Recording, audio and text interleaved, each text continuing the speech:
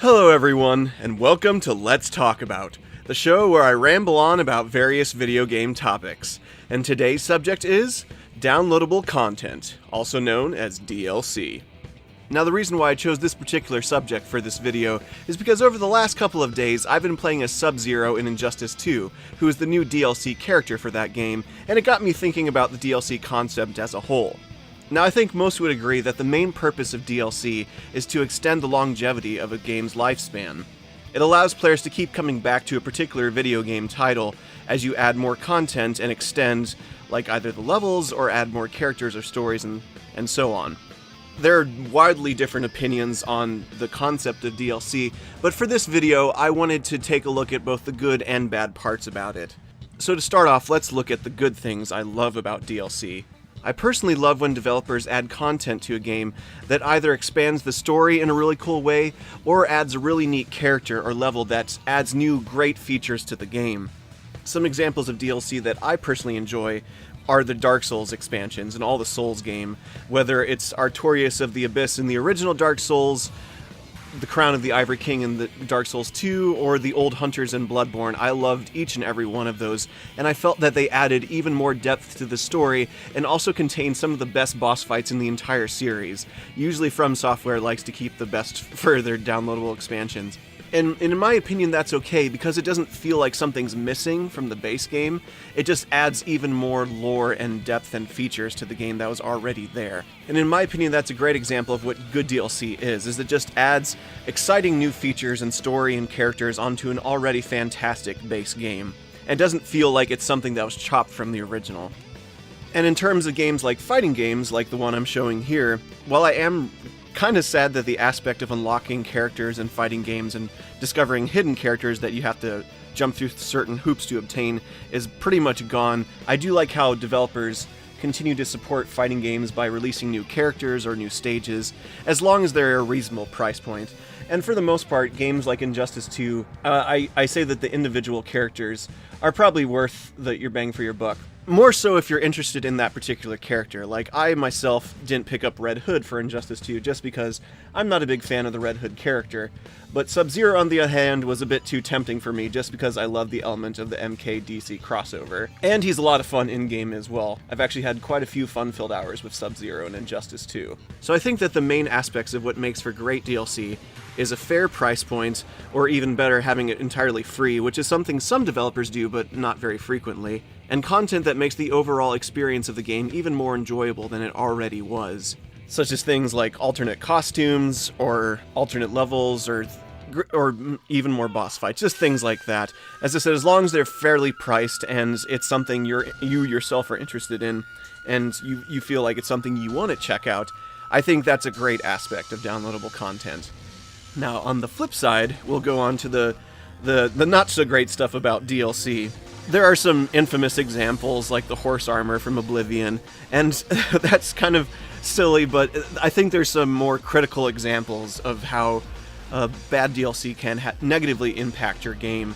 And I think one of the most tragic examples of that is Evolve. That game, I remember, was hyped so much, and players were so pumped for it. It looked like a really interesting game concept, having 4 players team up against another player who was playing as a monster. Now, I should mention that I myself haven't played Evolve.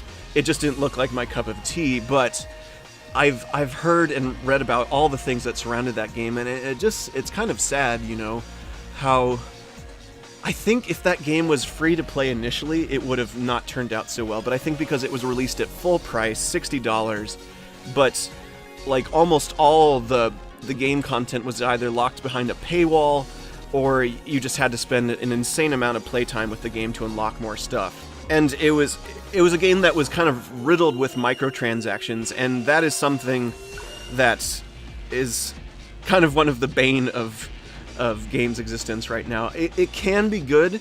I would argue that it's better in free-to-play games, or if it's like a more rewarding aspect.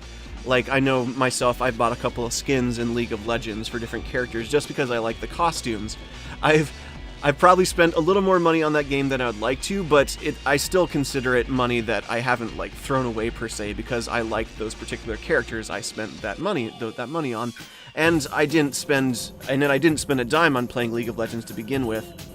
So aspects like that I think are okay, but when you're releasing a game for full price, $60, it's a bit much to ask from the players to just fork over $10, $15 for a new monster, a new character, when they've already paid so much for the base game. And some of these have been remedied with things like season passes, but again, I feel sometimes the execution of season passes have left something to be desired. I know for Star Wars Battlefront, I didn't buy the season pass for that game because it was $50, and my mindset was like, that's almost the price for a brand new game.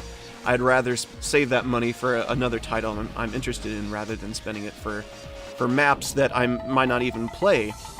And that's true because I ended up not really playing any of the downloadable content in Battlefront, and the unfortunate thing for that, especially in a multiplayer game like Star Wars Battlefront, is it kind of fractures the audience a little bit. You'll have the players who just have the base game content, and then the players who have the new maps. And I hope I'm not sounding overly critical here, because I'd never tried to do that too much, but I think it was asking a little too much on the player's part. So in that regard, I applaud EA and DICE for making all the future content of Star Wars Battlefront 2 free. I think that is a great move on their part, and kind of makes up for some of the past mistakes they did with the original Star Wars Battlefront. Or I should say, the remake of the original Star Wars Battlefront.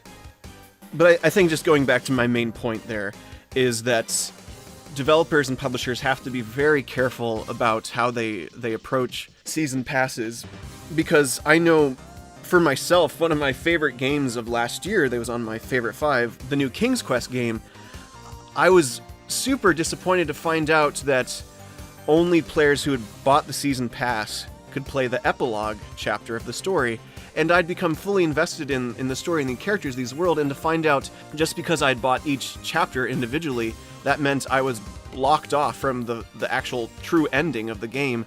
That kind of stung a little bit, and I was a little miffed about that. It still didn't change my opinion on the game as a whole, but I was very disappointed that I didn't get to see the epilogue of that game because of the way I approached buying that particular title.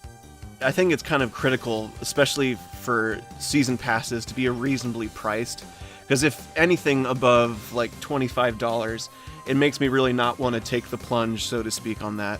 Because I know I didn't pick up anything for Fallout 4 just because it seems a little too expensive for downloadable content, at least from my perspective. Now that I've talked about some bad examples of DLC and mentioned how sometimes season passes are handled a little poorly, I do want to conclude with that, in general, I do like downloadable content. Kind of to repeat some of my earlier points, I think if it adds a lot of depth to the story of the game, or adds an exciting new character that kind of interacts well with the other characters in terms of gameplay and or story, or if it's just an exciting new stage or level, or several levels that give you new opportunities, whether it's in single player or multiplayer, as long as it's well designed and fairly priced, I have no problem with downloadable content.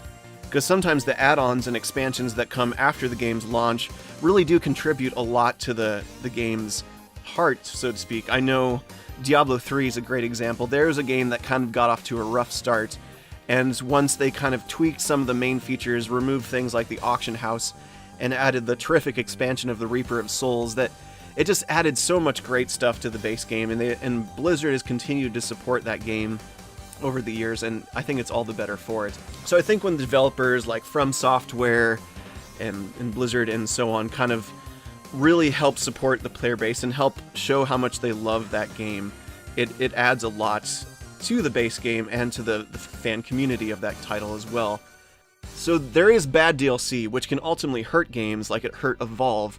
I don't think that game ever truly recovered from the monumental amount of downloadable content and microtransactions that game had. But there's also some terrific examples of DLC and add-on expansions, like the Witcher 3 ones, like Blood and Wine, that add just so much to the main game. So what are your thoughts on DLC in video games? Do you have any particular DLC content that you really enjoy? Or has there been some DLC that negatively impacted your gaming experience? Feel free to share in the comments below. In the meantime, I'll keep enjoying Sub-Zero and Injustice 2, and I can't wait to play as Starfire. Of the 3 new characters, she's the one I've been most looking forward to. So until next time, keep having great adventures, everyone!